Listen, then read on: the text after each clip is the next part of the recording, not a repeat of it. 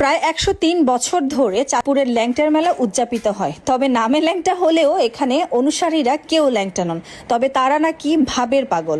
আর আপনি ভাবতেও পারবেন না এই মেলায় 25 থেকে 30 লাখ মানুষ উপস্থিত হয়। তারা নিয়ে আসে গরু, মহিষ, ছাগল, মোরগ, ডিম, ডাল, চাউল, নগদ অর্থসহ বিভিন্ন মান্তি জিনিসপত্র। 103 বছর ধরে এই মেলা চলছে বিধায় বুঝতে পারছেন এই মেলাটা কত বড়। আর দৈনিক হাজার হাজার মানুষ আসে এই মেলায়। তার সূত্র ধরেই বসে নানান খাবারের আয়োজন। দেশীয় খাবারের দোকান থেকে শুরু করে পেয়ে যাবেন চাইনিজ আইটেমও। তবে গ্রামের মেলা বলতে দেশীয় খাবারের আয়োজন থাকবে, এটাই আমার ভালো লাগে।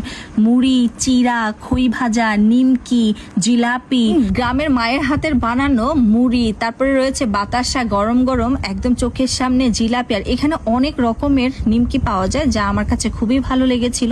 আর হ্যাঁ, এখানে কিন্তু আপনি তালের আড়িও পেয়ে যাবেন এবং সেই সাথে রয়েছে রাজকীয় মিষ্টি পান। ল্যাংটার মেলায় একদিকে আনন্দের হিল্লোল, অন্যদিকে বসে গাজার রমরমা আসর। এখানে রয়েছে প্রশাসনের কড়া ব্যবস্থা, কিন্তু প্রশাসনের নজরে আসার পরেও কেন এই জিনিসগুলো প্রশাসন কেন এখনো পর্যন্ত বন্ধ করছে না আমার ধারণা নেই। প্রতিদিন মান্তি জিনিসপত্র ছাড়াও এখানে প্রায় টাকার অঙ্ক যদি হিসাব করি অনেক লাখ টাকা কিন্তু পার ডে উঠে, কিন্তু এই টাকার আয়ের উৎস কিন্তু সরকারের কোনো রাজস্ব খাতে আসছে কিনা বা যোগ হচ্ছে কিনা সেটা কিন্তু আমার জানা নেই।